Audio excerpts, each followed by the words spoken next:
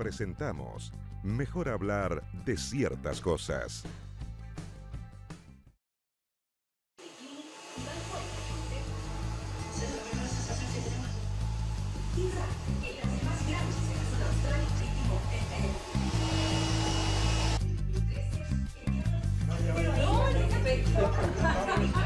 Se comprometió papá.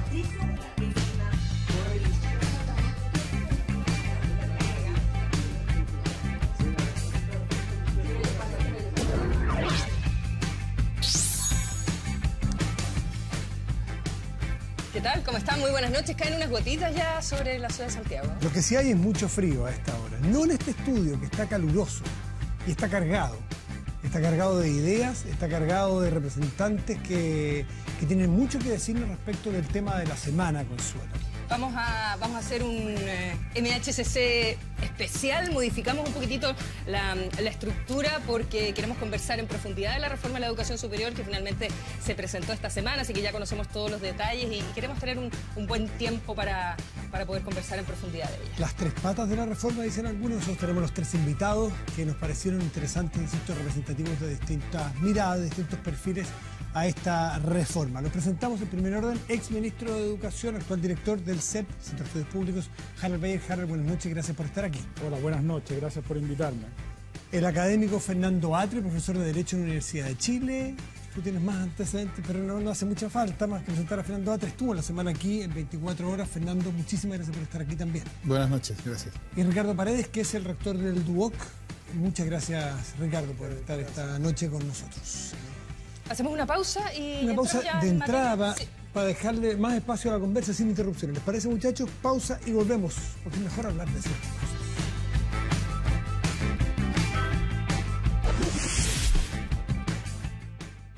Volvemos con Mejor hablar de CBN.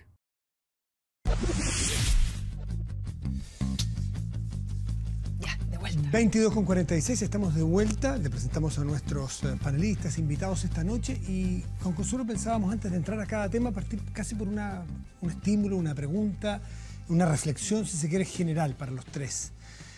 Vamos a partir por este lado, por Harold Bayer. ¿Cómo es que este proyecto, que tiene tanta ambición, tanta amplitud, tanto tiempo preparado, consigue tan rápidamente una reprobación tan transversal que no lo conseguía casi nada en educación? Casi todos estiman que esto no va para donde promete que debe ir, en fin, que recibe por distintas razones reprobación. ¿Cómo te lo explicas, Harold Bayer? Bueno, yo creo que evaluar un proyecto por los intereses de los actores es una mala idea. Dicho eso, el proyecto es bastante deficiente, hay que decirlo. Tiene varios vacíos, varios ripios, varias cosas inconsistentes al interior del proyecto. Creó expectativas que no se cumplen en el proyecto y por lo tanto es razonable que haya todos estos reclamos. Y si uno va al detalle, por ejemplo, yo creo que personalmente que donde está mejor logrado el proyecto es en materia de aseguramiento de la calidad y regulación. Pero incluso ahí uno encuentra muchas inconsistencias en el proyecto y muchas deficiencias que uno podría mejorar sustantivamente en la tramitación del proyecto.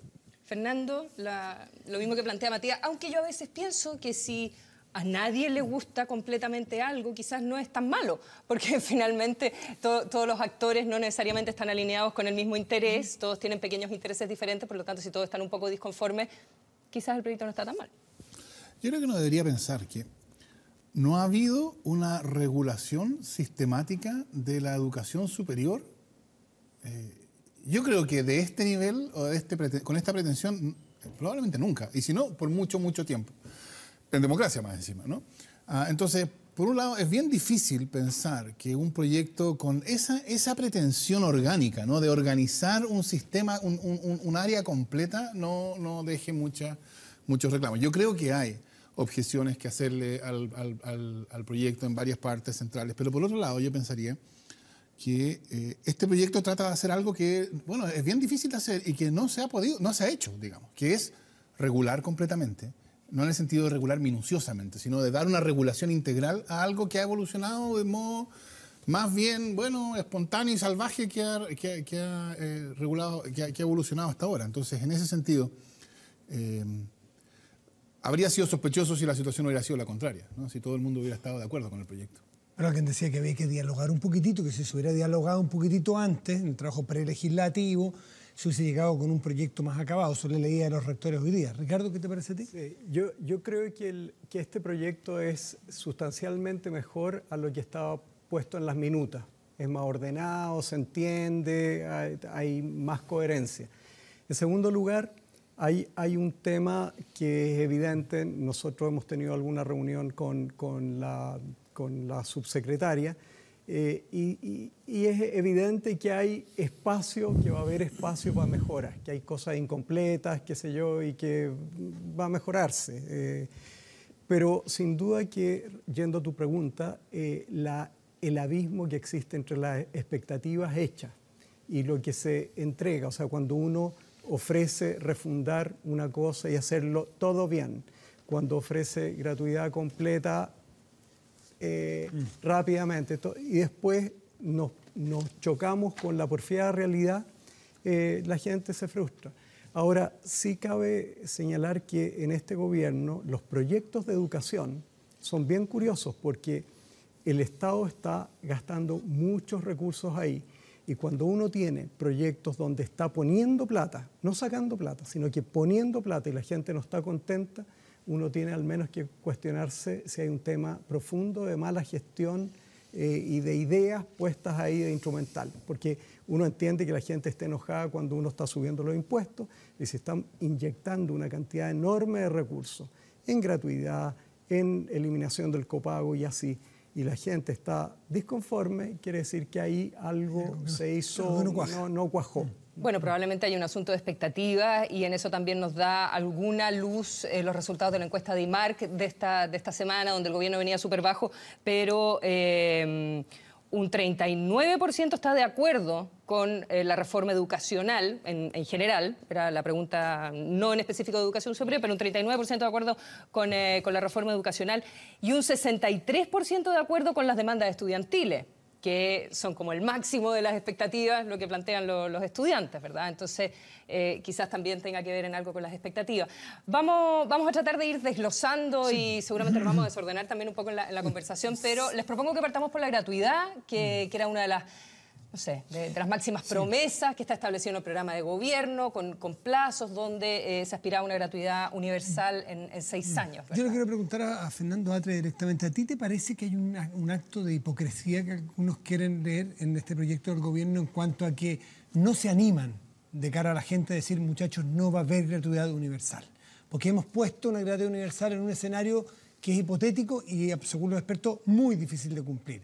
Por lo tanto, es la forma que escogieron para decirle a la población, sin decírselo, algunos dirán muy a la chilena, gratuidad universal, aunque la prometimos, no va a haber. Va a haber para los 7 primeros deciles, pero para todos no va a haber. ¿A ti te parece que hay algo de eso? No, yo creo que no. Yo creo que quienes están acusando eso son quienes no creen en la gratuidad universal. Entonces está muy bien. Entonces ellos lo que... Bueno, es básicamente lo que la derecha estaba haciendo desde el principio, ¿no? Que está demandando que el gobierno tome la agenda de la derecha, ¿no? Y esperando que lo haga. Y después dice, bueno, ¿cómo no lo hace? Pero sí lo iba a hacer, pero resulta que no, en el último discurso del 21 de mayo, eso fue lo que se esperaba, ¿no? Que por fin la Iglesia abandonaran su pretensión transformadora y se sometieran, no lo hicieron. No, por supuesto, yo creo que la fórmula que hay en el proyecto, esta de vincular los avances de la gratuidad a condiciones que se espera que se cumplan, si es que se cumplen, no es la mejor manera. Supongo yo, lo que uno debería decir ahí es, bueno, esto es el inicio de una discusión. Yo habría esperado algo un poco más decidido del gobierno. Creo que en este proyecto en general, la crítica que yo le haría sería que es un proyecto que, usa un discurso transformador, pero transforma menos, ¿no? Deja abiertas ciertas cuestiones, yo creo que eso lo rescataría. Deja abiertas ciertas cuestiones a ser discutidas. Supongo que después de eso nosotros podremos conversar en este mismo programa. Pero lo que total libertad, ustedes son los que... No, quiero decir, por eso quiero decir que hay varios temas distintos que por eso podrán ir saliendo en distintos momentos, ¿no? O sea, la idea de que de que el régimen institucional debe contemplar un tratamiento preferencial a las universidades estatales. Yo creo que esa es una idea interesante. Y que se abre la discusión, claro, cuál es la forma precisa, cuál es el monto está por ser fijado en el presupuesto, etc. Todo esto es una discusión que se abre. Entonces yo creo que si uno mira este proyecto... Te quedas con la mitad del vaso lleno tú. que un poco se corra el cerco. Si uno mira este proyecto como un proyecto que fija las cuestiones que van a estructurar la discusión sobre educación superior en los próximos años, yo creo que hay temas a ser rescatados. Si uno lo mira en términos de las soluciones precisas que el proyecto ofrece a gratuidad, a la regulación de las universidades, etcétera, claro, hay mucho que decir y mucho que criticar. Ricardo, tú trabajaste harto en el tema financiamiento. Durante el gobierno de Piñera estuviste encabezando una comisión sobre temas de financiamiento, ¿verdad?, en la educación superior.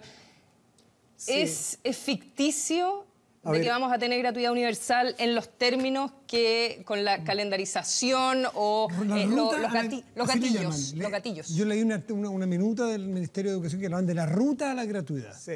Así a ver, para ir derecho a tu pregunta, en ese informe nosotros decimos que la gratuidad es no físicamente imposible, sino que muy injusta, muy necesaria. Y analizamos distintos esquemas de gratuidad, costo de 4.000 millones de dólares, que de hecho son los confirmados en estos últimos cálculos, que le chuntamos bastante bien. Pero en ese mismo informe planteamos alternativas a la gratuidad, ¿ah? Y una alternativa es el crédito con aval del Estado con pago contingente al ingreso, y otra alternativa es un impuesto a los graduados, y hacemos una reflexión en ese informe diciendo que ambas propuestas muy antiguas, hechas por Milton Friedman a mediados de los 50, son equivalentes teóricamente, pero una es más complicada que otra y optamos por una. Ahora, ya, pero no es lo que establece, no es lo que se establece en el proyecto que se envió. Pero dime una cosa, ¿se puede llegar al 100% de gratuidad sin aumentar impuestos cuando están diciendo que necesitamos ingresos estructurales casi un 30% del PIB? Absolutamente no, pero quería hacer una ligación con lo que estabas señalando, porque Fernando, que es un súper, impulsor de la gratuidad, ha dicho públicamente que la gratuidad, como la ve, es un impuesto a los graduados. O sea, realmente nosotros en la Comisión de Financiamiento decíamos que un impuesto a los graduados, digamos, es un camino tan válido como un crédito con aval del Estado, más complicado, no vamos por ese. Fernando lo llama distinto. Parece que estamos confundidos en lo semántico, pero de un lado y de otro la gratuidad realmente no existe. Alguien tiene que pagarla, de algún lado tienen que salir los recursos, y la verdad es que la aspiración de los estudiantes, así esta es mi lectura y sigue siendo, y después puedo explayarme en casos del mundo técnico profesional, la aspiración súper legítima es que no estén acogotadas sus familias ni ellos con créditos que los matan o con endeudamientos que les impiden estudiar. Si eso es con gratuidad, fantástico. Si eso es con otros esquemas que también los alivian, fantástico también. Sí. ¿Tú, Harold, cómo lo ves esto? No, yo quiero creer que el gobierno recapacitó y estimó que con un 23% de recaudación tributaria, que es lo que permite la reforma tributaria, no es conveniente para el país tener gratuidad universal, y privilegió un esquema distinto con un 29,5%. Creo que esa es la razón de fondo para la decisión del gobierno. Eso explica la gradualidad. Indudablemente que eso exige tener un nivel de desarrollo que hoy día el país no tiene. Hay otras prioridades. Desde luego, en educación misma, educación inicial es una gran prioridad, primera infancia. Pero no solo un nivel de desarrollo, habría que aumentar los impuestos. Yo creo que no es necesario. O sea, este es un tema bien técnico. Sí, pero ¿cómo podría aumentar la plata?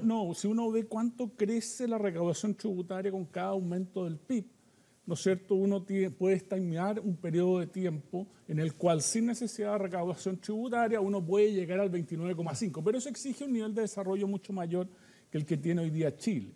Por lo tanto, yo creo que aquí hubo una recapacitación del gobierno, se dio cuenta que había muchas prioridades, y eso me parece que dentro de todo es positivo. Digamos, que un gobierno sea flexible, estime que hay otras prioridades, que hay otros gastos, que espere que haya una recaudación tributaria mucho más alta, me parece razonable a mí. Escuchemos al ministro Valdés cuando estuvo hablando precisamente sobre este punto. Y probablemente él fue el que armó y diseñó este diseño, este esquema del cual estamos conversando. Con lo que ya hemos avanzado y lo que está en el informe financiero, la parte de educación superior cuesta aproximadamente 1,5 puntos del PIB. ¿Ya?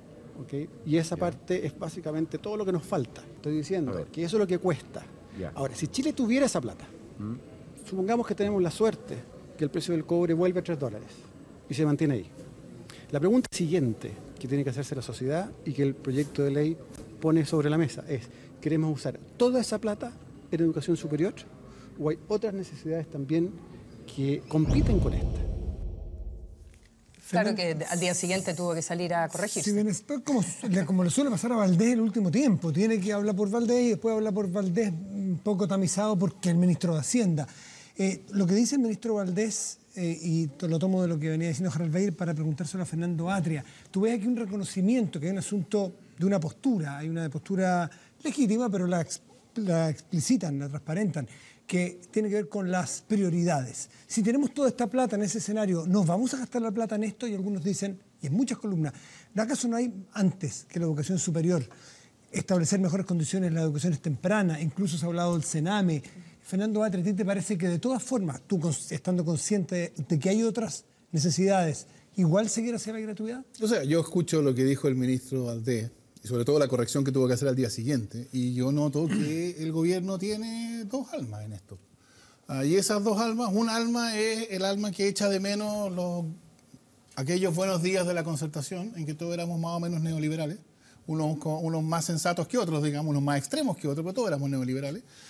Y los días de la nueva mayoría, o la lógica de la nueva mayoría, en que prometió una manera de organizar la educación en general y la educación superior en particular que la tratara como un derecho y no como una mercancía, etc. Entonces yo creo que eso dentro del gobierno hay una tensión y entonces, claro, uno escucha lo que dice el ministro un día y el día siguiente, etc. Eso es una cosa. Ahora, yo creo que y esto yo lo vengo diciendo desde hace 5 años por lo menos, ¿no? Que yo creo que precisamente porque hay una cuestión de creciente problema con los costos de oportunidad de esos recursos, que yo creo que no es razonable pensar, no es posible. En los hechos es imposible que haya gratuidad genuinamente universal, que yo llamo genuinamente universal en todas las instituciones, a todos los estudiantes, sin un impuesto a las personas que se benefician, sin un sistema solidario. Yo creo que es una cosa completa y totalmente distinta a un crédito. Creo que a mí me llama la atención el hecho de que estemos discutiendo en un contexto en que se nos pierde la diferencia entre créditos e impuestos. Y se me da un minuto nomás solamente. La lógica de un crédito es que yo devuelvo lo que recibí, más el interés. Excluyamos el interés ahora para facilitar las cosas. Entonces yo compro un refrigerador de 100 y pago 100. Cuando termino de pagar los 100, dejo de pagar. Está bien, si me subsidian y yo pagando un porcentaje de mi ingreso pago 40, ahí me regalan el resto. Ya, ese es el crédito que se llama contingente al ingreso. Pero es un crédito porque la medida de lo que yo debo pagar es lo que recibí. Recibí 100, pago 100. Y entonces no tiene solidaridad por arriba. Los más ricos no contribuyen más, solo pagan lo de ellos. Y entonces el sistema es crónicamente deficitario, ¿no? Siempre va a necesitar fondos adicionales, año a año. Si tú tienes un impuesto, el impuesto es un pago que se hace, una contribución que se hace conforme a una lógica de capacidad contributiva. Y entonces el que tiene una determinada capacidad contributiva paga más. La lógica, lo que paga el que debe pagar, no es lo que recibió. Yo no pago por impuesto a la renta con la lógica de qué es lo que yo recibió del Estado. Yo pago conforme a cuánto he ganado. Entonces es un porcentaje de mi renta, no es lo que yo recibí. Claro. Y entonces, en un sistema de un impuesto especial, que en el fondo, económicamente hablando, es lo mismo que un impuesto general, porque los que pagarían ese impuesto especial son además los mismos que pagan impuesto a la renta, claro, salvo el dueño del Museo de la Moda, probablemente, y 4 gatos más y que son ricos y que pagan, y que no fueron a la universidad. Pero el punto es, si tú tienes un impuesto de este tipo, ese es un sistema genuinamente solidario, en que los que ganan poco contribuyen poco y los que ganan mucho contribuyen mucho. Un sistema de créditos es, los que ganan poco contribuyen poco y los que ganan mucho contribuyen poco. Entonces el sistema es crónicamente deficitario y es insustentable. ¿Tú querías aportar algo? Sí, uno tiene la impresión de repente que la gran mayoría de los países en el mundo son neoliberales, porque la gratuidad la gratuidad universal no es un fenómeno común en el mundo. En general los países han tratado de salir de gratuidad universal, por supuesto hay algunos, pero en general han tratado de salir porque saben que hay una tensión entre las prioridades que tienen los países y las necesidades de financiamiento de la educación superior.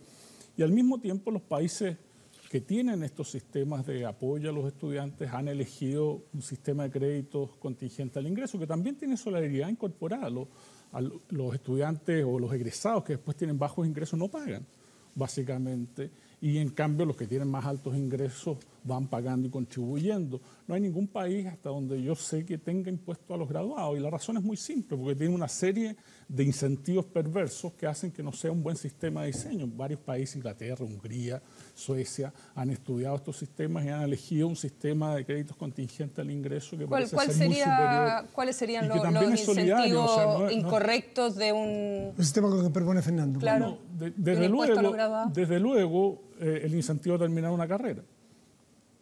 Si yo, para pagar el impuesto, tengo que terminar, ¿por qué no me quedo un poquito antes? Esos son todos los... No doy el examen de grado, claro, dice. por ejemplo. ¿No es cierto? Esto lo han estudiado en distintos países, y ninguno de esos países tiene un sistema de impuestos a los graduados. Uruguay tiene un pequeño impuesto a los graduados para financiar 3.000 becas. Pero eso, becas de mantención, básicamente, hasta donde yo conozco la experiencia internacional. Un segundo, porque quería retocar un punto a Harold y vamos con Ricardo. Sí, lo que pasa Sobre es algo que dijo Harold. no tiene nada de raro que si nosotros queremos salir de un sistema como el que tenemos nosotros, que es un sistema de mercado desatado, que es prácticamente desconocido en el mundo también, no tiene nada de raro que haya que buscar soluciones innovativas. Ahora, yo diría que efectivamente un sistema de impuesto especial tiene una serie de problemas de diseño como cualquier sistema suficientemente complejo. Nada es fácil ni cabe armado en la falda. Pero básicamente los problemas que tiene son los mismos problemas que tiene un sistema de créditos contingentes al ingreso, porque cuando uno tiene un sistema de créditos contingentes también que hay que marcar un momento en que el tipo deja de recibir y empieza a pagar, también que va a haber que hacer la diferencia y qué pasa si no se gradúa, qué pasa si recibe solo un año, qué pasa si se va del país, todos esos problemas, que son problemas y que habrá que tratarlos con inteligencia, se plantean fundamentalmente del mismo modo, un modo suficientemente análogo en un sistema de crédito, en un sistema de impuesto especial. La diferencia está en que un sistema de impuesto es un sistema que es genuinamente solidario. Es solidario no solo en el sentido de que le da una asistencia al más pobre y que le permite dejar de pagar, sino también que hace el sistema entero sea un sistema sustentable y estable porque se financia entre todos. Los más ricos financian y los más pobres contribuyen lo que pueden. Sí, Ricardo. Mira, a ver, ahí hay un tema técnico que en algunos papers está medio resuelto, de que hay cierta equivalencia, pero yo creo que es muy técnico. A mí me gustaría, me parece ver aquí en cierta forma una discusión sobre algo épico y me imagino, me gusta la analogía de Corea del Norte. Corea del Norte tira bombas atómicas o está buscando misiles que salen y que fallan también, y no le está subiendo la porción de arroz a los empobrecidos compatriotas que están ahí. ¿Cuál es la analogía? Aquí estamos pensando en gratuidad, en la cosa gratuidad universal, una cosa épica, enorme, que lleva bandera y suena bonito. Y no estamos pensando en otras cosas. Yo no quiero irme a los campamentos, a la vivienda o al Sename. Dentro del sector de educación superior. Educación superior, ni siquiera en educación preescolar, que es más urgente. En el mundo técnico profesional, que es la mitad de los estudiantes, los problemas que por lo menos a mí me llegan recurrentemente son del siguiente tipo. Gente que trabaja, gente que no va al crédito, no recurre al crédito porque trabaja y que en algún momento queda desempleada en su carrera y quieren, lo único que quieren es un crédito puente que les permita llegar hasta la otra postulación de 6 meses del próximo año. Porque es un problema real. En Arauco, que acabamos de inaugurar una sede, los problemas no es el acceso, no es el financiamiento, los alumnos tienen becas, créditos, hoy día, tiene un problema de movilización. Cuando se trasladan de Curanilahue o de las zonas aledañas, la locomoción acaba a las 8 de la noche y no tienen cómo llegar y, digamos, el Estado no pone un bus de acercamiento. Esos problemas, digamos, me parecen más cercanos a la porción de arroz. Nadie se va a hacer famoso solucionándolo, no va a ser épico, pero es mucho más importante que estar destinando los escasísimos recursos para una cosa de ir a cubrir a los más ricos. No estoy hablando del séptimo o del octavo decil, estoy hablando de los más ricos, que eso es lo que se plantea por algunos. Hablemos un poco de los aranceles para despejar también los temas plata y entrar a otros aspectos, como no sé, el concepto de universidad estatal, toda la regulación, en fin, lo que pasa con lo técnico.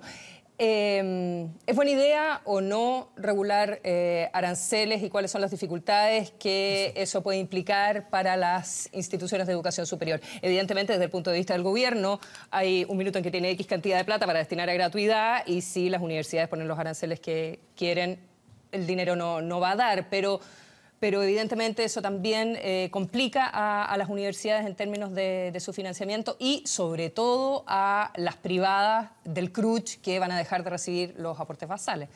Y en cuanto a la autonomía también, cuando tú tienes fijado algún arancel, ¿sí afecta o no la autonomía universitaria? Si uno mira el informe financiero del proyecto, uno puede calcular los valores que están implícitos ahí y es claramente el reemplazo de recursos que el Estado pretende hacer es bastante menor que lo que pagan hoy día las familias. O sea, está anunciando el gobierno que va a financiar un arancel regulado que está por debajo de los aranceles efectivos hoy día. Pero además el mecanismo que ha privilegiado el gobierno a mí no me hace mucho sentido. Es un mecanismo de costos, como si esto fuera un proceso fabril donde uno puede estimar claramente los costos de cada institución, lo que en ninguna parte del mundo, hasta donde yo entiendo, ha funcionado. Y por lo tanto es bastante voluntarista el modelo. Ahora, es cierto que tiene que haber, cuando hay ayudas estudiantiles, algún criterio de financiamiento, ¿no es cierto? Pero hay formas muy distintas de definir estos aranceles de referencia, por así decirlo, que yo creo que estos modelos de costos están bastante superados en la literatura, no de las empresas sanitarias, pero sí ¿De qué manera podría establecer? Por ejemplo, uno puede calcular con relativa facilidad cuánto valor agregan las instituciones de educación superior al estudiante y eso debería ser un criterio que guíe mucho mejor la definición de los techos, entre comillas, ¿no es cierto? Y por lo tanto a mí me parece que el criterio que ha elegido el gobierno es un mal criterio y eso puede traer problemas para las universidades, puede afectar el desarrollo de algunas universidades, puede indudablemente que es contrario a la calidad si ustedes le anuncian que en el largo plazo, una vez que haya gratuidad, ¿no es cierto?, los recursos disponibles van a ser menores que los que hay hoy día. Las universidades se preguntan, bueno, ¿cómo vamos a ir avanzando? ¿Cómo vamos a ir progresando? ¿Cómo vamos a hacer mejores universidades de las que somos hoy día? No hay nada en el proyecto que permita pensar de que eso puede ocurrir en Chile.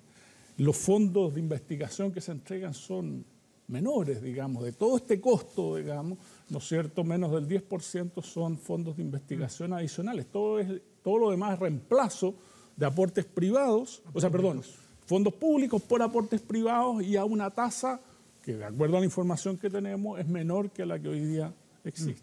¿Cómo afecta tú, cómo ves este diseño de los aranceles fijados o esta regulación de aranceles? ¿Te parece que es lo razonable, que está bien hecho? O sea, yo creo que hay ciertas cuestiones que son obvias, ¿no? Si uno tiene un sistema de gratuidad, necesita fijar los aranceles. O sea, si uno funciona en la lógica de que la gratuidad funciona sobre la base de aranceles, ¿no? Que todavía sigue siendo algo así como vouchers, ¿no? Pero bueno, si uno funciona en esa lógica, los aranceles necesitan ser fijados, porque si no, la gratuidad sería por el arancel y la universidad pondría un arancel sobre ese, entonces no tiene sentido, no se sostiene. Entonces, ahí hay una cuestión, ¿no? Pero ¿cómo tendría que ser si no que fijar más o menos cuánto vale para ver cuánta plata es un tema de gratuidad total universal? El Estado, del momento que pone la plata, tendría que saber cuánto le pasa a la universidad, cuántos alumnos tiene, cuánto cuesta cada uno. Está bien, si tiene que haber alguna dimensión en la cual los estudiantes cuentan, cuántos estudiantes cuentan. Claro, está bien, pero espérame, es que esa era una cuestión. Yo creo que la cuestión de la fijación de aranceles es una cuestión evidente. O sea, dado el subsidio que se pretende dar, no puede ser de otra manera. Podrán haber distintas modalidades, etcétera, pero eso es inevitable. Ahora, segundo, yo creo que este es otro argumento de por qué tiene que haber gratuidad universal. Yo creo que cuando uno no tiene gratuidad universal, uno tiene dos resultados posibles, en definitiva. Un resultado es el resultado que se reproduzca a nivel de educación superior lo que pasa hoy día en la educación escolar. Y entonces en el futuro va a haber educación pública para pobres, educación particular subvencionada para no tan pobres y educación particular pagada, universidades particular pagada para los más ricos. Y eso, supongo yo, concordaremos que es un mal resultado. El otro resultado posible, si en vez del anterior el financiamiento para las universidades públicas fuera vigoroso y generoso, sería un resultado a la brasilera. ¿no? En que las universidades públicas reciben financiamiento público, mucho financiamiento público, son extraordinariamente fuertes, prestigiadas y por eso más selectivas, y por eso llegan los más ricos y los más pobres terminan en las universidades privadas, donde tienen algunas ayudas, que también es absurdo como sistema. Yo creo que la única manera de evitar cualquiera de esos dos escenarios es un sistema de gratuidad universal. Por eso es tan importante la idea de la gratuidad. Ahora, la cuestión es, y yo creo que ahí uno haría bien en distinguir dos problemas. Uno es cómo debería terminar siendo el sistema una vez de que la gradualidad, como sea el caso, etcétera, se haya terminado. Llegamos a ese decir, escenario. ¿hacia dónde va esto? Y otra es, claro, cuáles son las medidas de gradualidad, qué es lo que se puede hacer de este año al siguiente, qué es lo que no se puede hacer también. Esas son dos discusiones que yo creo que es importante. Uno se gasta demasiado tiempo en la segunda, en lo que hay que hacer ahora para el próximo año, sin tener claro, creo yo, cuál es el mapa, por así decirlo, ¿no? Cuál es el punto de llegada. Y para decir, para tirar una idea nomás. Comparemos dos sistemas, que las comparaciones gruesas, etc. Tú tienes un sistema como el norteamericano, en que tú tienes Harvard, está bien, tú tienes universidades como Yale y Harvard, que son universidades extraordinarias, ¿no? Tú tienes unas universidades harto más rascas también. Compáralo con el sistema alemán. En el sistema alemán la idea es que la educación es un derecho, por lo tanto es gratuita, por lo tanto el Estado asume la responsabilidad de financiar las universidades de modo tal que todos los alemanes en general, no milimétricamente, por cierto, pero que todos los alemanes tengan en la universidad análogas posibilidades de desarrollo de la personalidad. ¿Eso qué quiere decir? Quiere decir que son todas más o menos iguales en calidad. El costo de eso es que no hay ningún Harvard, está bien, pero por otro lado no hay ninguna que sea mucho más mala que las demás. Entonces yo creo que hay una discusión pública ahí, una discusión política en el sentido más amplio de la palabra que tener. Queremos un sistema universitario, o un sistema de educación superior, incluyendo educación técnica, que evolucione lo más parecido posible hacia el modelo norteamericano, o que evolucione lo más parecido posible. ¿A ti te gusta el alemán? Bueno, yo creo que el alemán... Pero el alemán te selecciona desde el colegio, no cualquiera va a la universidad, o sea, no hay sistema más selectivo desde la temprana infancia en el alemán. Yo sé que es otro tema, pero no cualquiera va a la universidad en Alemania. Hay un resultado que no menciona Fernando, que los modelos de gratuidad tienen muy poca cobertura en general. O sea, Uruguay, que es un modelo de prácticamente gratuidad universal, el 3% del quintil de más bajos ingresos va a la universidad. En Chile el 27%. O sea, un sistema con todos sus problemas tiene un mayor acceso que un modelo gratuito. En Alemania incluso, las personas del primer quintil que van a la educación superior son del 19,5% según las últimas cifras que hay. O sea, más bajo la participación del primer quintil en el acceso universitario que en Alemania. Porque los modelos de gratuidad, porque siempre hay escasez de recursos, tienden a ser muy restrictivos en su acceso. Como tú decías, es tremendamente selectivo. Y por lo tanto, indudablemente que la idea de que la gratuidad per se te conduce a mayor acceso me parece que no tiene ninguna base empírica. No, yo creo que nada per se conduce a nada. Eso es una buena cosa que podríamos decir. Mira, no hay nada que solucione todo definitivamente. No, nada conduce unívocamente a nada. La cuestión es, vamos viendo, ¿queremos tener un modelo como meta, como dirección, o el otro modelo? Vamos a ir hacia... Eso no significa reproducir exactamente todo allá, acá. Evidentemente, todo esto hay que ir pensando, hay que ir discutiendo, pero hay que ir fijándose algunas cuestiones. O nos da lo mismo. O la otra es, mire, no importa, que evolucione como evolucione y terminaremos donde terminemos y no tenemos idea. No, que es más o menos la manera en que hemos creo que evolucionado todos hacia están ahora. de acuerdo en eso, en que este proyecto, que es más que financiamiento, entra a regular, y eso están todos de acuerdo, que es un paso adelante, ¿no? Que se entra a regular un área de nuestro país, de nuestra cultura, de nuestra economía, de nuestra actividad, que está absolutamente desregulado. Sí, yo haría no un absoluto, matiz pero ahí. muy desregulado. Sí, yo haría un matiz ahí. Efectivamente, hay un avance, yo creo, positivo en superintendencia, en subsecretaría. Hay elementos de regulación que fueron muy laxos y que han conducido a hitos muy negativos para el desarrollo del sistema.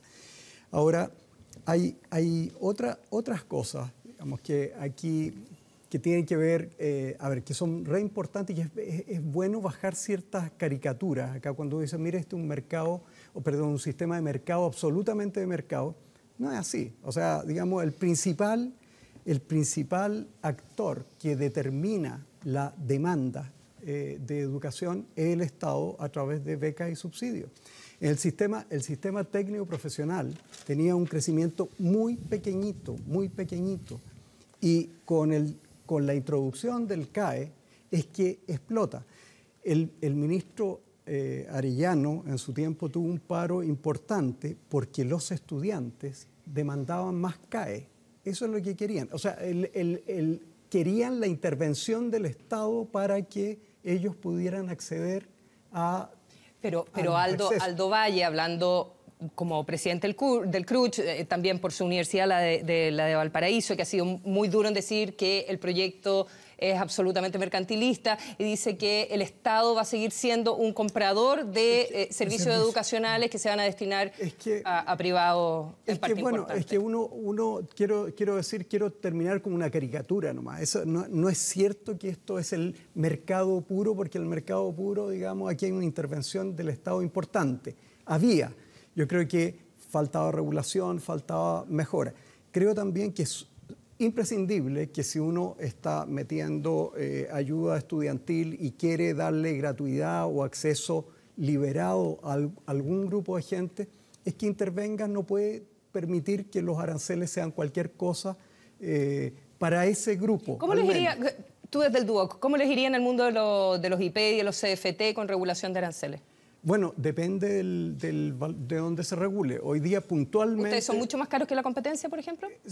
Tenemos un valor mayor que la competencia, pero somos categoría única porque somos el único IP acreditado 7 años y por lo tanto el proyecto de ley dice que básicamente nos miramos a nosotros mismos. Con la regulación que se plantea aquí para nosotros, quedaríamos en una situación no desmembrada respecto de lo que tenemos. Lo dije mal, de todas maneras. Pero no sería un descalabro económico para ustedes el proyecto. No, pero en general, fijar aranceles, cuando uno agrupa, el mejor escenario que uno puede imaginar es fijarlo en la mediana de los valores reales. Si fija en la mediana, me estoy yendo a un escenario más optimista que el que plantea Harald, que es de financiamiento promedio. Si lo fijara en la mediana, va a dejar sobrefinanciada la mitad de las carreras y subfinanciada la otra mitad. Y eso genera una recomposición que tal vez no es lo que uno quiere. Es muy difícil fijar precio del agua potable, es difícil. Aquí en este mundo es mucho más difícil. Y hay otro aspecto que mientras no se llegue a la gratuidad universal respecto de los aranceles, los deciles superiores, las universidades van a tener cierto margen para cobrar más y en el 10º decil pueden cobrar un arancel libre. Total. Bueno, eso revela que hay un reconocimiento que el gobierno, que sus aranceles regulados están por debajo. Porque si yo estoy en el 6º y en el 7º decil, mientras no tengo gratuidad, puedo cobrarle al estudiante un 20% adicional.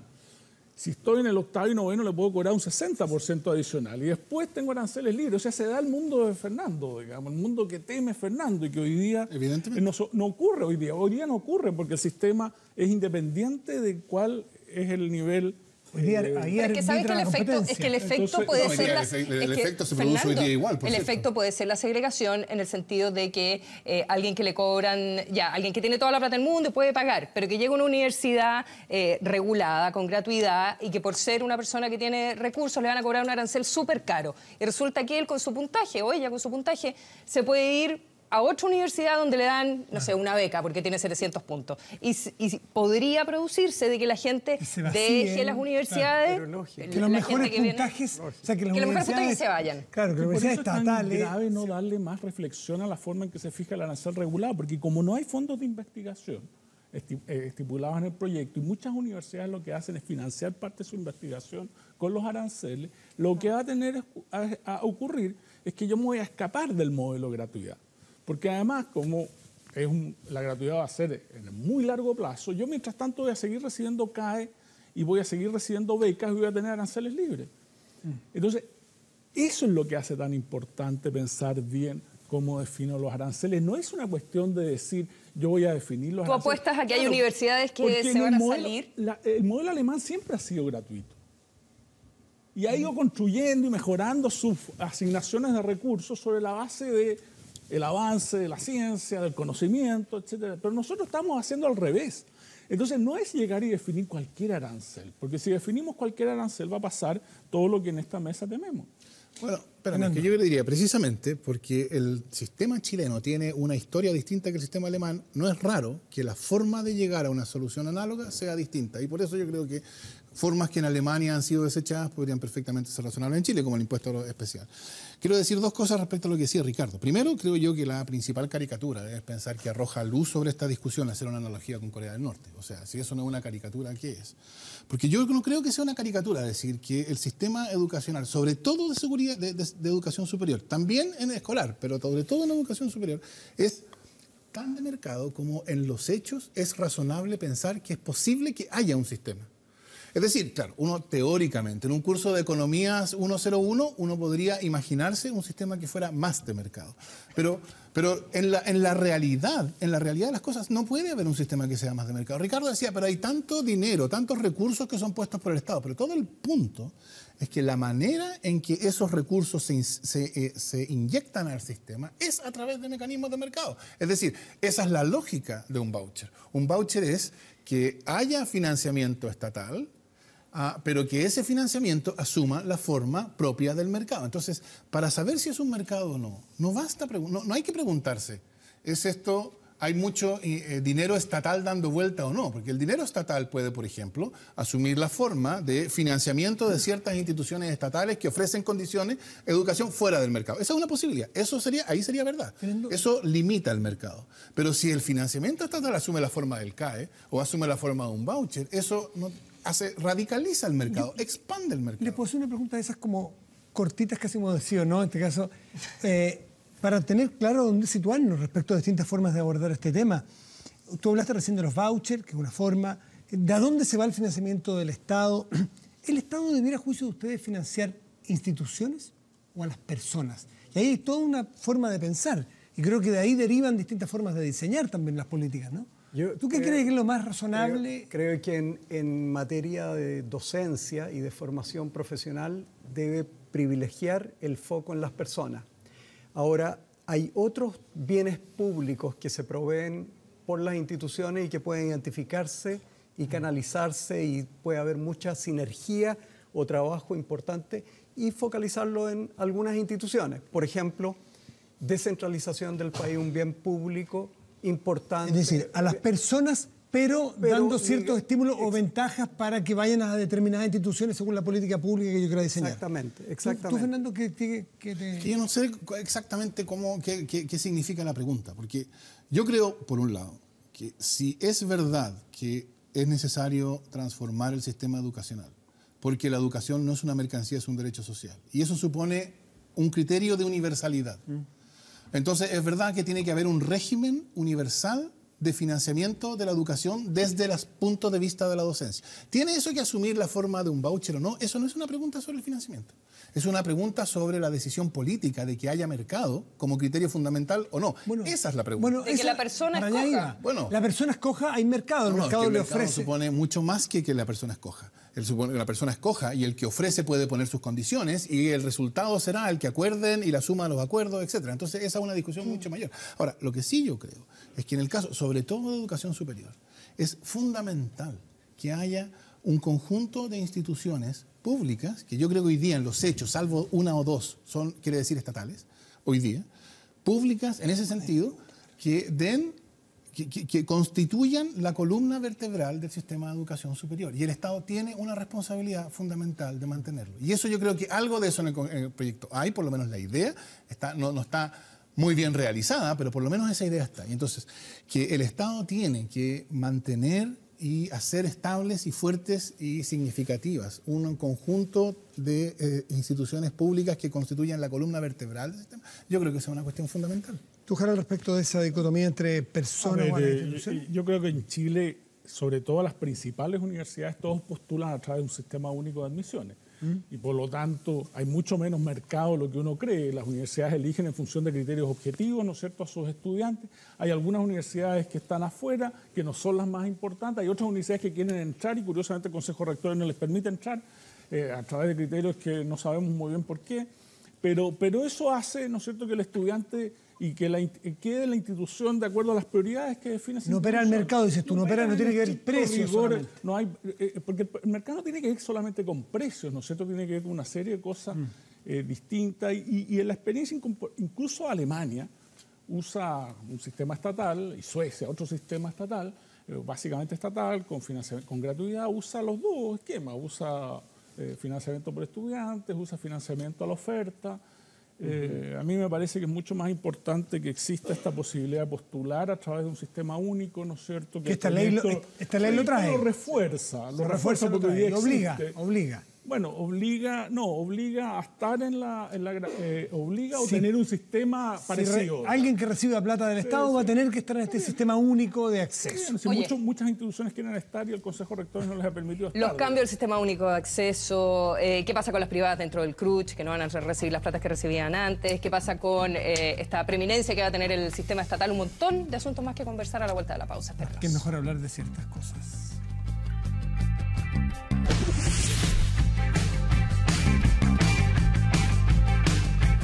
Unity. ¿Quieres? Puedes. ¿Qué cosa? Me retaba Jara porque decía que la pregunta anterior no era para un sí y un no. Yo exigía casi como sí, opción A, opción B. Voy a hacer otra pregunta de sí y no. Sí, ¿no? No, pero asumiendo que era falaz mi planteamiento. Este también lo es, con un sí y un no. ¿A ustedes les parece que debiera la ley, o la ley de nuestro país, tener una preeminencia especial para las universidades estatales, un régimen especial para ellas y otra distinta para todos quienes no son del Estado? ¿O a ustedes les parece que en sí eso ya genera o es injusto, distorsiona, no necesariamente nos habla de calidad o no calidad? ¿Qué te parece a ti, Ricardo? A mí me enreda cómo está el proyecto. A mí me parece que el Estado debe hacerse cargo de sus instituciones, reforzarlas o cerrarlas, pero no las puede tener a medio morir saltando. Creo, dicho eso, el proyecto, cuando va y desglosa y dice, mire, ¿qué es lo que hay aquí? ¿Qué es lo que se espera de una universidad estatal? La única cosa que yo distingo, que no es calidad, porque todo lo demás vale para todas las instituciones. Todas las instituciones deben ser de calidad y deben ser inclusivas y deben respetar la Constitución. Y digamos que hoy hay estatales buenas y malas, pero y privadas buenas y malas. Entonces eso no es... La única cosa que hay ahí es que sea laica, dice. Lo que a mí me parece... Laica y plural, parece. No, pero plural todos tienen que ser. Plural todos tienen que ser. O sea, una cosa es que una universidad sea de la iglesia o sea tenga un credo, pero eso no quita que no tenga libertad de cátedra, no sea libre y que confluyan distintos puntos de vista. Entonces, lo que yo veo aquí es casi una fuerza, meter casi con forceps una idea para generar una dicotomía, una cosa, digamos, este tipo y este otro tipo. ¿Los buenos y los malos un poco? ¿Los que aportan y los que aportan menos? Los que van a recibir dinero y los que van a recibir menos dinero. Y creo yo que en vez de hacer eso, que es innecesario, uno debería decir, mire, ¿qué es lo que yo espero de una universidad? Que provea cultura, desarrolle docencia, mínimos, investigación, y que esté en regiones, que integre... Y cada uno de esos elementos los puede tener una institución privada, pública, estatal, con vocación pública. O sea, ¿tú serías partidario que recibieran aporte fiscal basales, directo o basal, público o privado, con otros criterios, no el público o privado? Exactamente. Ahora, perdón, no me estatal o privado. Sí, exactamente. Y no me cabe duda, que cuando el Estado opta por tener ciertas universidades, lo hace, por ejemplo, un criterio regional o un criterio de tener la mejor investigación del país. Y esos elementos se pagan por sí mismos, tienen aporte. Entonces, me parece que dividir de otra forma no tiene nada que ver con la historia de Chile. Aquí hay universidades centenarias que han contribuido enormemente al país. Ese es el rol público que se habla de la Universidad Católica, por ejemplo. Fernando, por ejemplo, ¿tú te estimas que es justo y deseable tener un espacio cerrado de financiamiento basal para las estatales? O sea, yo creo que decir que el proyecto intenta meter con forceps una distinción artificial, que es una distinción que existe en todo el resto del mundo y que solo en Chile es una distinción que parece extraña, una exageración. yo creo que, por supuesto que sí, yo creo que sí, es fundamental, ya lo dije, yo creo que es fundamental que haya un conjunto de instituciones públicas que sean la estructura, la columna vertebral del sistema. Ahora, es importante esto, ¿qué quiere decir pública aquí? Porque se ha dicho mucho que hay relación entre lo público y lo estatal. Y yo creo que uno podría, sobre todo en el caso de las universidades, usar un criterio harto fácil. Y es público lo que no tiene dueño. Dueño quiere decir... Dueño es el que puede decidir qué se hace y qué no se hace con una cosa. Si yo soy dueño de este teléfono, yo puedo decidir que sirve para martillar. Si es mío, yo puedo martillar con él. Nadie me puede venir a decir, no, mire, eso no se puede hacer.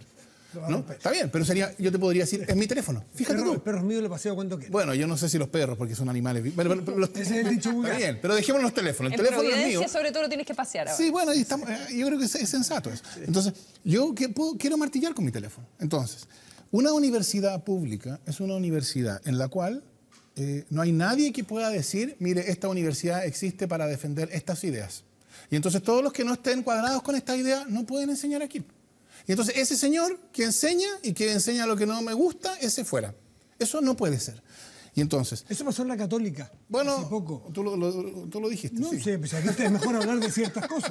Eso pasó en, Bueno, por eso. en Con teología el con Costadat. Bueno, yo creo que ¿A eso te refieres tú? O sea, yo creo que es un buen ejemplo de lo que no puede pasar. Ojo, no es que no pase, si las cosas nunca son ideales en el mundo. Está bien, entonces hay abusos de repente también, por cierto, pero en las universidades públicas eso está excluido. Nadie tiene derecho a hacer eso. Otra cosa es que abusen algunos y usen. Está bien, pero nadie tiene derecho a hacer eso. Entonces la pregunta ¿es importante para el país que el Estado financie instituciones que se dediquen al cultivo de la ciencia, de las artes y de las humanidades en un contexto en que nadie tiene derecho a decidir qué se puede hacer y qué no se puede hacer? Y esas decisiones entonces tendrán que ser tomadas por criterios disciplinarios de la teología, de la filosofía, de la sociología, de la biología. Y yo creo que esa es la pregunta. Y a mí no me cabe, sobre todo en esta época, sobre todo porque el sistema va a seguir siendo mixto. Precisamente porque va a ser mixto, es fundamental que haya instituciones que tienen esta pretensión. Aquí nadie tiene derecho a decidir qué es lo que se puede hacer y qué es lo que no se puede hacer. En principio, para ser profesor aquí, para entrar aquí, hay que ganar un concurso. Para seguir aquí, no importa que usted esté en desacuerdo con la autoridad de la universidad o con el ministro de Educación o con nadie. Todo eso usted está protegido. No estoy diciendo, porque esto habitualmente me lo responden rápidamente, no estoy diciendo Se está adelantando. No digo aquí en la mesa, digo, estoy pensando en la... A lo mejor Harald iba por ahí. No sé, no. Yo no estoy diciendo que las universidades estatales sean paraísos de la libertad. No, hay patologías, por supuesto que las hay, porque las instituciones también, la democracia tiene sus patologías, en fin. El punto es una universidad pública, que yo creo que hoy día es fundamentalmente en Chile, una universidad estatal. Una universidad pública es una universidad que se somete a ese estándar de que nadie tiene derecho... No es el controlador el que... No hay controlador. A ver, escuchemos qué piensa, vamos a seguir en esto, pero escuchemos qué piensa el rector de la Universidad Católica, el rector Sánchez, precisamente sobre este punto. Desde nuestras universidades hemos sido muy insistentes en que queremos las mejores universidades estatales para el país. Creemos que las universidades estatales tienen que potenciarse, fortalecerse, creemos que eso es un beneficio muy grande para el país.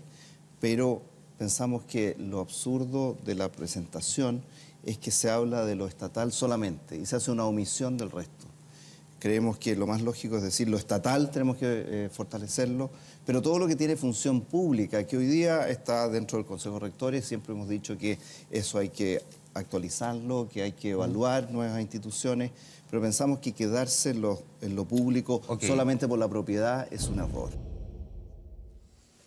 Harald Beyer. Bueno, se está quedando el proyecto en lo público definido como lo estatal y claramente pero sacando... Lo que mira, a la y de nuevo, hay muchos sistemas mixtos en el mundo y si uno mira hacia dónde van esos sistemas, uno ve que hay financiamiento general de los estudiantes y financiamiento general de la investigación en función de los bienes públicos que esas instituciones proveen. Porque si no se hace eso, terminan los estudiantes financiando la investigación y no tiene mucho sentido eso porque uno quisiera, ¿no es cierto?, que esa investigación, que son bienes públicos, fuera financiado por todos, no por determinadas familias que eligen esas instituciones. Sobre eso, claro, el Estado puede privilegiar ciertas acciones estratégicas en un conjunto determinado de instituciones que parece razonable que sean las instituciones estatales, ¿no es cierto?, en un país como el nuestro, en cualquier otro país. Eso es en general lo que tiende a pasar. Por ejemplo, no sé, el Departamento de Energía de Estados Unidos tiende a darle los contratos para la investigación de energía, digamos, a buenas instituciones estatales. A mí me parece que eso está dentro de lo que son las reglas del juego en países relativamente modernos, con sistemas mixtos, pero los sistemas de financiamiento general para los estudiantes y para la investigación yo creo que tienen que ser generales. Y sobre esa base uno podría pensar, ¿no es cierto?, y de hecho en Chile hay financiamientos especiales para las universidades estatales que de alguna forma las potencian. ¿Pone en riesgo la Universidad Católica? Porque uno ve al rector Ignacio Sánchez hiper preocupado, porque en los hechos queda fuera de las públicas hoy día. Las G9, que son las CRUCH no estatales, van a quedar fuera. De hecho, en el proyecto quedan fuera de los aportes basales. ¿Corren riesgo esta universidad? Se habla de la Santa María, la Universidad de Concepción, la Católica. ¿Corren riesgo en esta nueva modalidad de empezar a perder valor específico, aporte del Estado? Es decir, como valor país general, ¿ustedes ven que le puede hacer un daño a ese tipo de universidades, ¿no? A ver, yo lo que veo en el proyecto es que esto queda al arbitrio de la Subsecretaría de Educación Superior, digamos, y que es un órgano político y por lo tanto no sabemos cómo esto va a evolucionar, digamos. No hay reglas precisas definidas en el proyecto de ley para asignar los fondos públicos. Pero más que eso, a mí lo que me preocupa es que todas las buenas universidades ven este proyecto y deben estar muy desencantadas porque no ven nada en el proyecto que les permita pensar en 20 años más, en 10 años más, vamos a ser mucho mejores universidades de las que somos hoy día. ¿Por qué? Esa es la preocupación, porque no hay nada en el proyecto que les permita a ellas despegar. Traducirse en una mucha mejor universidad de la que son hoy día. Las universidades chilenas con pocos recursos están ubicadas relativamente bien en el contexto latinoamericano, pero están muy cerca de las europeas, de las estadounidenses, de las australianas, de las canadienses, y supongo que por lo menos querrán parecerse a alguna de ellas. Entonces yo creo que ese es el daño más grande que hace el proyecto. Tú mencionas, al tiro te doy la palabra, Ricardo, has mencionado varias cosas que quedan al arbitrio de la subsecretaría, que hay que regular con reglamentos y no quiero que se nos quede fuera algo que tú me decías fuera de pantalla antes de entrar. Te dije, ay, ¿cómo queda la educación técnica? Y me decías que la verdad es que no está muy definido, que no estás muy seguro de qué pasa con la educación técnica en el proyecto. Sí, en el proyecto yo creo que hay que reconocer, y tal vez este es un sello de la ministra, que realmente le gusta la educación técnica, lo ha dicho en el mensaje de la Presidente. Este año y el año pasado estuvo mencionado, hasta ahora no llega nada. Hay 15 CFT estatales que vamos a ver qué pasa con ellos, pero hay una voluntad. En el proyecto mismo no hay nada, digamos, hay una creación de un consejo, pero eso vamos a ver qué pasa, cómo se estructura, cómo funciona. Hay ideas, pero desde luego financiamiento hay para universidades estatales y para centros de formación técnica estatales. No hay para la mayoría de los centros de formación técnica IP no estatales, que hoy día es digamos... Pero, perdón, no se subentiende que en la medida que ustedes ajusten la estructura a los términos que se ciñan establecen. a las necesidades. No, estoy hablando de aportes directos, digamos, por ejemplo, para investigación aplicada. Ya no estamos hablando de gratuidad. No. De gratuidad está básicamente en el artículo ahí como está los requerimientos de la glosa del año pasado, donde no lucro y un nivel mínimo de acreditación. Así se subentiende y por lo tanto hay instituciones que entrarían, entre otras, el DUOC aportando fácilmente 60.000 estudiantes, que es una proporción enorme. Están enorme esto. Ahora, hay sí, déjame tomar un tema que yo creo que es un desafío enorme, que tiene que ver con la definición que hace Fernando de qué es lo público y qué no lo es, y esto de tener o no tener dueño. Y la verdad es que uno dice no tener dueño, las estatales no tienen dueño, pero en la práctica, ¿no?, lo que ocurre es que los gobiernos corporativos de las estatales, de la mayoría de las estatales, hay grupos controladores, posiblemente no O sea, ¿Pero definitivamente... quiénes son? ¿Los decanos, las escuelas? Pero esos van cambiando según la... No, muchas veces en la Universidad de Chile, digamos, fundamentalmente los académicos tienen...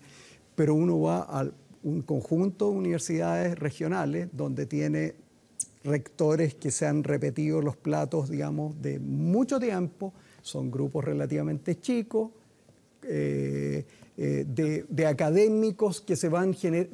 Pero Entonces, para las estatales se establece todo un cambio en la gobernanza, en la estructura de gobernanza interna, con participación de los diferentes estamentos. Creo que eso es fundamental, cómo se aterriza, que hay un momento que es súper importante de negociar eso. O sea, eso no es fácil cambiar gobernanza ahí porque se toca con el tema muy sentido de la autonomía y por lo tanto hay un tema, es un desafío mayor de cómo uno se mete en el tema de gobierno corporativo. Las universidades estatales que yo conozco, mejores del mundo, tienen esquemas de gobernanza donde los regentes, hay grupos externos que son los que eligen rector, digamos, hay mecanismos bastante virtuosos. Aquí yo creo que es un desafío enorme, no está el detalle en el proyecto, yo creo que desafío, digamos, a trabajar. Sí, no, esa es una cuestión que yo creo que es importante. Ahora, claro, yo no en todos los casos en los cuales hay autoridades que están ahí por largo tiempo, yo diría que esos son grupos controladores, yo no los llamaría grupos controladores. En algunos casos son rectores que lo han hecho bien y que han sido reelegidos. Ahora, está bien, yo en ningún momento pensaría que una forma de gobierno va a ser completamente inmune a las patologías. Pero es bien importante cómo hablamos de esto, porque si uno tiene, por ejemplo, un grupete, ¿no?, de académicos que son amigos entre sí. Quiero decir, un lote. Un lote, ¿no? ¿Y qué hay? Existen. Sí, me imagino. Yo las he sufrido en carne propia. ¿La Chile? Bueno, digamos que la he sufrido en carne propia. Es que pero si uno tiene un grupete, ¿no?, un lote, que se hace con el poder en una facultad, en una universidad, bueno, eso es un problema. Eso es un problema de gobernanza y entonces uno tiene que tener una discusión sobre cuál es la forma de gobierno que es más adecuada para hacer lo más difícil que eso pueda hacer. Pero cuando uno tiene al otro lado a unos controladores de una universidad que deciden que su universidad ahora no se va a dedicar a que estos temas no son muy chascones, así que mejor que estos investigadores cambien de tema o se vayan, eso no es una patología. Eso es ejercicio normal del derecho de ese controlador. Entonces, controlador allá y controlador acá no es la misma cosa. El controlador acá es una patología, un problema. El controlador allá es algo perfectamente lícito y razonable. Y entonces, la pregunta es, está bien, hay una pregunta abierta y esa es una cuestión que está abierta y que no tiene una respuesta obvia y que yo creo que ahí viene una discusión importante. Algo hay en el proyecto, por lo menos, de nuevo, el tema queda puesto, aunque la solución no necesariamente es la mejor, de cuáles son las formas de gobierno más adecuadas para universidades sin dueño, que son las universidades públicas en general, todas las estatales y quizá una o dos más universidades sin dueño. Y ahí habrá, claro, el modelo norteamericano incluye directorios que tienen personas que no son de la universidad y que se designan de distintas maneras. También hay una cuestión de sociología, ¿no?, de si el modelo norteamericano es sostenible y es estable en un país como Chile, dadas las prácticas. En fin, hay mucho que discutir ahí, pero la idea es, lo que estaríamos discutiendo es formas de gobierno para instituciones sin dueño. ¿No les provoca duda el tema de las matrículas, de regular la cantidad de vacantes que hay cada año? El primer año, por así decirlo. No hay opción. Ahí no hay opción. Si uno tiene un sistema donde hay gratuidad, aunque sea para los 5 primeros deciles, como hoy día, eso, digamos, no hay edad, no hay límite de edad, como está en el proyecto. Nosotros podríamos tener en el DUOC, digamos, con más sedes, podríamos tener 1 millón de personas queriendo estudiar. Pero y no hay plata. El Estado en un momento va a decir, un momentito. Lógico. O sea, la lógica va a indicar que... dicho eso, no, pero bueno, es una gran paradoja del proyecto. Pero perdona, igual hay que incluir cómo es el sistema de admisión y cuáles son una de las motivaciones del proyecto es hacer crecer la matrícula de las instituciones estatales. Que está en un 15%. Ahora, las instituciones estatales tienen la obligación de entrar a la gratuidad. Eso es lo que dice el proyecto. Y por lo tanto ven restringido el crecimiento de su matrícula a 2,7% en primer año. Por lo tanto, desde el punto de vista de ese objetivo no se va a cumplir. O sea, aquí lo que va a preservar es el statu quo. O sea, te das cuenta que el proyecto tiene demasiadas contradicciones. Bueno, y la ministra, de hecho, dio una entrevista ayer sobre statu ese... quo que hay este proyecto. La ministra, sí, es algo paradójico, digamos. La ministra dio una entrevista precisamente sobre ese punto y explicaba que a futuro, entendí yo, supongo que en un futuro proyecto de ley, estaba esta idea de aumentar la matrícula de algunas estatales, hablaba de unas 10 estatales. Enviará otro proyecto. No sé, y deslizó la idea, de que no algunas G9 podían convertirse en estatales, lo que les iba a permitir tener más matrícula. Habló que si la de Conce, la Santa María y la Austral, si cambiaban ciertas cosas de su gobernanza, podían convertirse en estatales. Parece una estrategia para dividir al G9, más que algo que esté realmente pensado, ¿no? Hoy día... Ahora, si uno la mira un poco menos de mala fe, son las 3 no estatales que no tienen dueño. Claro, a eso se refiere. La Universidad de Concepción parte por, una vocación de los propios ciudadanos de Concepción hace 90 años porque no tenían una universidad. No hay detrás de eso una fe, una religión. Hay corporaciones que están en el consejo directivo de algunas de estas universidades. A ver, me voy a reservar cuáles son para, como se reserva Fernando algunos... Oye, pero si aquí es mejor hablar de ciertas cosas. Hablen, ¿cuáles son esos? Sí, pero dice ciertas. Ah, bueno, está bien, está bien. Deberíamos cambiar el nombre del programa. Sí. Me acabo de dar cuenta. Oye, de todas las cosas. Hoy día cuando nos dice que el financiamiento ha descansado, dice, esto es una minuta que entrega, o más bien lo que presentó la ministra de Educación, es la misma transparencia o la presentación, dice, el financiamiento ha descansado principalmente en los estudiantes, a través de lo que ellos traen con sus créditos, en fin, y las familias. En un 65% del gasto es privado. Por lo tanto, el 35% restante será del Estado. Si es que se ahuyenta, si es que se impide que se lleguen platas privadas, ¿no será que el contexto al final, la universidad, el sistema superior de educación, se va a ver con menos plata a futuro? ¿No será más ingenioso? Algunos dicen que es cambiar plata por plata. La que sale privada entra por pública, pero no sabemos que la pública vaya a tener, y te lo pregunto a ti, Fernando, siempre la disponibilidad de poner esos recursos.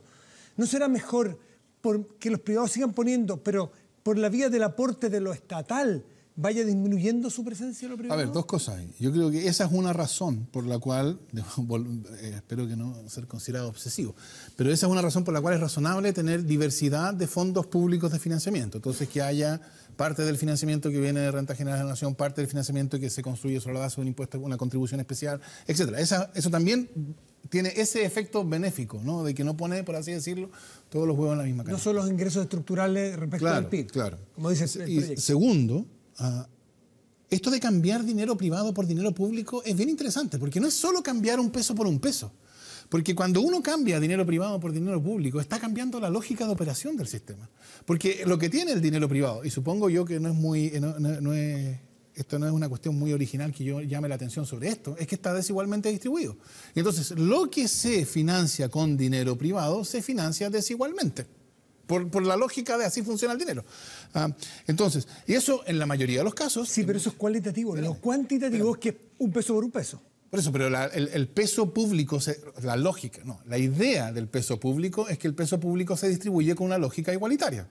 Claro, eso no lo hemos hecho nosotros así, porque yo creo que parte de lo que caracteriza al modelo neoliberal chileno es que el Estado ha sido pensado como si fuera una entidad privada, ¿no? Entonces, este canal, por ejemplo, es un canal estatal, pero se financia como si fuera un canal privado. Y entonces uno espera que el canal haga cosas distintas y que desempeñe la función pública, pero se financia igual. Y si el canal al año le entrega dinero al fisco, eso es una espléndida noticia. Lo cual yo creo que es completamente demente, porque el punto del canal no es hacer dinero para el fisco, porque el canal no es una empresa. Es un modelo para, en teoría, asegurar la autonomía al canal. Pero también, pero hablando de la lógica. Bien, pero lo que se hace es se niega su lógica pública. Entonces, o sea, entra al mercado para ganar autonomía. Bueno, pero es que la autonomía, y ese también es otro punto importante en el caso de las universidades. Y es un tema en la universidad. La pregunta es ¿autonomía de qué? Yo diría, cuando uno piensa en autonomía, yo creo que uno suele pensar autonomía como si fuera autonomía de una empresa.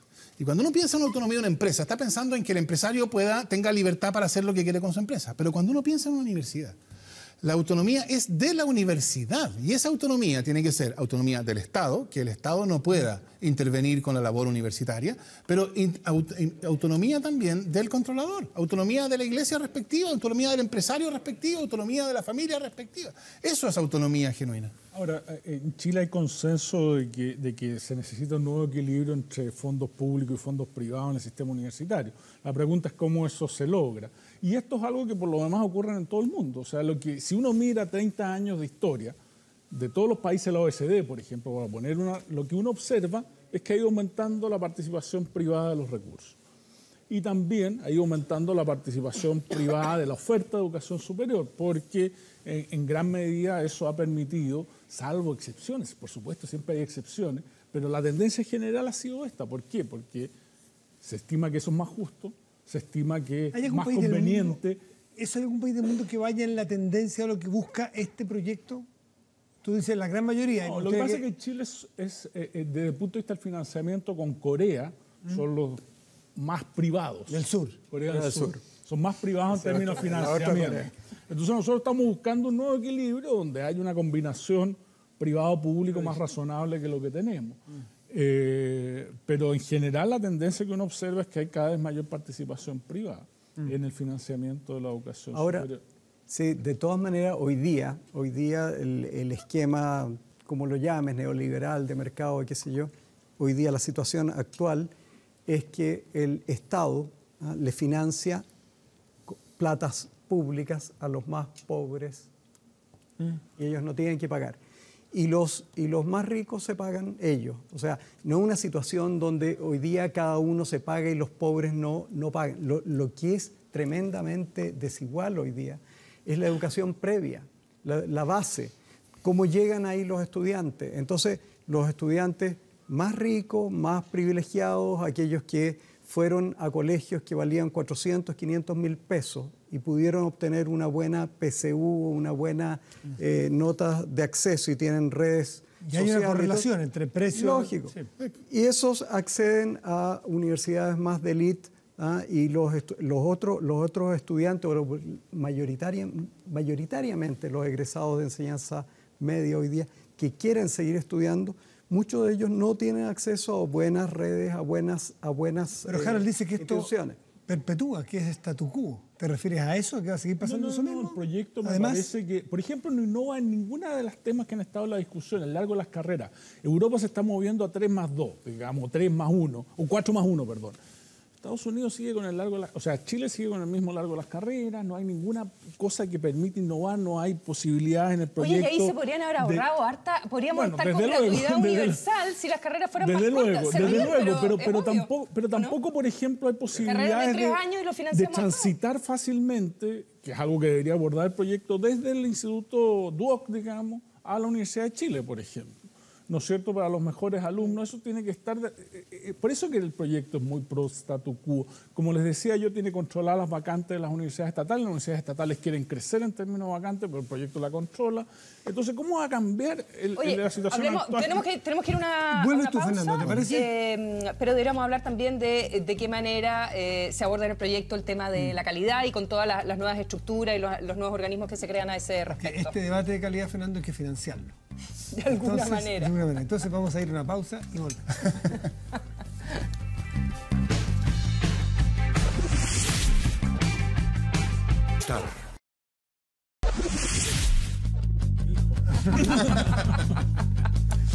Estamos de vuelta, son 12 de la noche, un minutito. Calidad, las nuevas instituciones, porque hablábamos de autonomía y también hablamos de la preocupación en un sistema bastante regulado como el que tenemos hoy respecto de cómo aseguramos la calidad. Y siempre se le critica a todos los proyectos del gobierno referidos a educación y se para, pero no se preocupan de lo más importante. Nunca se habla de la calidad. Nunca se habla de la calidad. Acá se crean un montón de instituciones que suponemos se tienen que preocupar de la calidad, por lo menos así se establece en el papel. Procedimientos también para nombrar a los integrantes de los consejos que van a tomar decisiones respecto de la educación. Está la superintendencia y está este consejo de acreditación, que en la acreditación hay un gran tema en la educación superior. Que va a ser mucho más acuciosa. ¿A usted le parece que es eficiente en este tema o al menos apunta hacia a un blanco más o menos correcto? ¿O hay mucha institución nueva con mucho poder? A mí me gustaría, antes de entrar a esa discusión, comentar brevemente una cosa que dijo Ricardo, que es lo que yo quería decir. Tenías la palabra. Y es que yo creo que una de las características que muestran lo extremo del modelo bajo el cual hemos vivido las últimas décadas es que hay financiamiento público, pero el financiamiento público no implica un régimen público. El financiamiento público se trata como si fuera financiamiento privado. El mejor ejemplo, el ejemplo más evidente, está no en la educación superior, sino en la educación escolar, en que se creó una subvención escolar preferencial con la idea de que los estudiantes que eran más vulnerables o pobres, etcétera, necesitaban una subvención más grande. Y entonces, en vez de decir, mire, esta subvención es un derecho de los estudiantes más vulnerables, por lo tanto, todos los establecimientos están obligados a satisfacer las condiciones para recibirla, la ley dice, mire, esta es un derecho de los establecimientos, y los establecimientos, si quieren, firman estos convenios de igualdad de oportunidades y calidad educativa, y si no quieren, no lo firman, y si no lo firman, el estudiante no lo recibe. ¿No? Entonces, la lógica ha sido tratar al Estado como si el Estado fuera una bolsa de dinero y que está ahí para que la empresa privada funcione, más que el dinero público es un dinero que trata o sea, que se construye sobre la base del ciudadano. Es verdad, pero esa era la lógica como del incentivo económico, claro, desde un punto de vista como porque más es dinero tecnócrata. Privado, porque entiende que es dinero privado, que el privado lo que hace, le ofrece algo al otro. Va a querer ese dinero. En cambio, si es dinero público, viene con un régimen, y el régimen que le corresponde es el régimen correspondiente al ciudadano. Y en ese régimen, el legislador decidió, uno podrá parecerle bien o mal, pero el legislador decidió que ciertos niños tenían derecho a una mayor subvención. Y entonces los establecimientos... Dicho, si hay niños vulnerables con CEP y sin CEP. Pero es que eso no puede ser exactamente. ¿Y CEP por qué? No es centro de estudios públicos, sino que es CEP. Con ese. Claro. La subvención con ese. Entonces eso depende de qué? Depende de que el establecimiento haya querido o no firmar un convenio que además se llama de igualdad de oportunidades y excelencia educativa. O sea, el establecimiento puede decir, no, a mí no me interesa la igualdad de oportunidades y la excelencia educativa, yo sigo recibiendo la subvención, pero no me venga a pedir a mí igualdad de oportunidades y excelencia educativa. Yo creo que eso es una cosa que después, en algún tiempo más, vamos a mirar atrás y vamos a decir, ¿cómo estábamos tan locos que aceptábamos esas cosas? Ahora, pero para eso... Cambió, afortunadamente. Cambió. Por cierto, el punto es cómo se dictó. Claro, pero para eso, para llegar a este cambio en la lógica de lo que significa el financiamiento y que en la línea de lo que plantea Fernando, que es bastante de lo que viene en el proyecto, tú tienes que decir, ya, pero no puede ser una cosa tonta y a loca, y lo que esperamos es que el aseguramiento de la calidad haga el trabajo, haga la pega, y no sé, porque tú dices, bueno, y una universidad estatal que es ahí, Malena, va a seguir recibiendo la plata igual. Sí, creo yo que el proyecto, a mí lo que más me gusta del proyecto es en el área de calidad. Va a haber que ver cómo eso se aterriza, porque siempre puede estar la idea buena y después la implementación horrible. Entonces hay que ir viendo, pero ahí yo creo que hay un claro avance respecto a las minutas. El ahogo que se producía en muchas instituciones respecto de la detalle que había para regular la calidad, y había una obsesión por el lucro tremendo, digamos, una ingeniería social enorme que no iba a resultar, ahora está más razonable. No es que se suelte el lucro, es bien duro respecto al lucro. Profundiza sobre la previsión. Pero es un marco un poco más general. Ahora vamos a tener que ver cómo cae eso. Creo que la acreditación obligatoria institucional, particularmente para las instituciones del mundo técnico profesional, es imprescindible. Es re duro, es caro en plata para instituciones chicas, ¿no? Pero es fundamental, no hay Está bien puesto en la mira entonces en el blanco que queremos que es calidad. Yo creo que va mejorando, hay algunas definiciones, yo creo que hay mucho que profundizar y entender. La verdad es que yo he leído solamente 3 veces el proyecto, las 180 páginas, y es complicado, digamos, pero uno puede ir viendo que hay una construcción del tema de calidad o una preocupación que es correcta. Y también hay un tema sobre el tema financiero. O sea, se mencionan ciertos indicadores financieros que van a llevar alertas y eventualmente trabajo para que no tengamos estos fiascos, estos problemas que hemos tenido y que desvalorizan a todo el sistema. Alerta versus actuar después de. Fernando, ¿a ti te parece que hay un acento importante y bien logrado en cuanto a la calidad? Yo creo que en general el proyecto contiene un sistema de acreditación que es un poco menos ingenuo que el sistema que tenemos hoy día. ¿no? Porque, digamos por qué. Bueno, algunas cosas son bien llamativas. Quiero decir que es bien curioso el sistema que tenemos hoy día. Uno lo lee y dice qué ingenuidad, ¿no? Esto de que sea voluntario, esto de que haya tan poca... A los pares y evaluadores los pagan las propias instituciones, entiendo hoy día, y puede rechazar a los que quiera. Hoy día entiendo que se le va a pagar la institución a la cual se somete a una acreditación, le paga a la entidad y esa entidad le paga un paraacreditador para que venga a acreditarme y puedo rechazar solo a uno. Entiendo que así es el proyecto. O sea, evidentemente. Entonces, el sistema que está propuesto en el proyecto es un sistema que es un poquito más realista, ¿no? con cómo son las cosas. Y que toma en cuenta el hecho de que la acreditación, que la acreditación no es como en teoría uno pensaría que sería, ¿no? Que la acreditación sería una oportunidad para que un observador externo viniera y ayudara a la universidad a ser mejor, ¿no? Eso es lo que uno pensaría en teoría. Claro, hay tipos que están presos. Pero hay una serie de intereses envueltos, claro, que son propios de la lógica, la dinámica de operación de agentes de mercado, que hace que sea, que no sea así. Y entonces, esta es una, utilizable instrumentalmente, claro que sí. Y entonces se corrompió. En ese sentido, el sistema que está propuesto en el proyecto es un sistema que yo creo que es un avance frente a lo que hay. Ahora, yo no diría que es un sistema que... yo creo que es muy poco probable que ese sistema termine siendo legislado.